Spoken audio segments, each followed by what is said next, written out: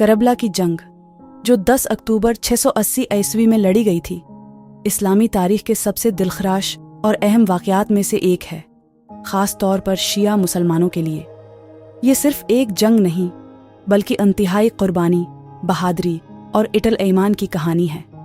یہ جنگ موجودہ دور کے عراق کے کربلا کے صحرائی میدانوں میں ہوئی تھی۔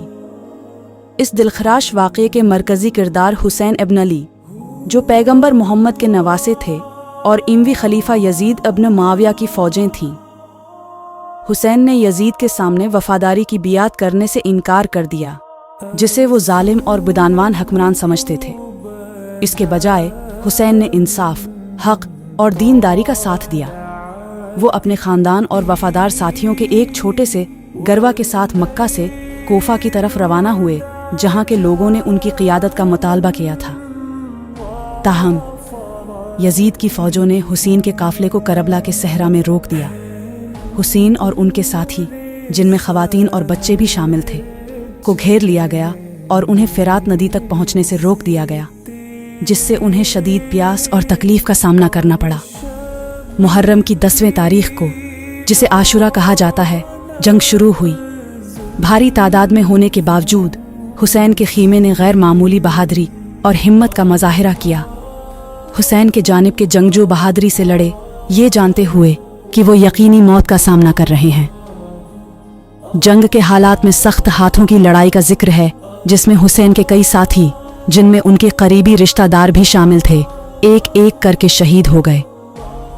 حسین کے بیٹے، بھتیجے اور ساتھی ان کے سامنے شہید ہو گئے۔ بھاری تعداد میں ہونے کے باوجود حسین نے بہادری سے جنگ کی۔ بالآخر انہیں گھیر لیا گیا اور بے رحمی سے قتل کر دیا گیا۔ ان کی موت انتہائی دل دہلا دینے والا لمحہ تھا، کیونکہ انہیں شدید پیاس اور تھکاوٹ کی حالت میں بے دردی سے مارا گیا۔ نتیجہ بھی اسی طرح دلخراش تھا۔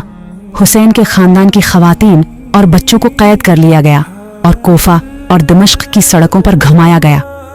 ان پر کی گئی بے رحمی نے حسین اور ان کے ساتھیوں پر ہونے والے غیر انسانی ظلم کو بے نقاب کیا۔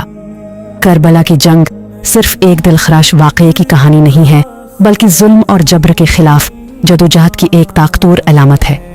شیعہ مسلمانوں کے لیے یہ ان کے ایمان اور شناخت کا ایک بنیادی ستون ہے۔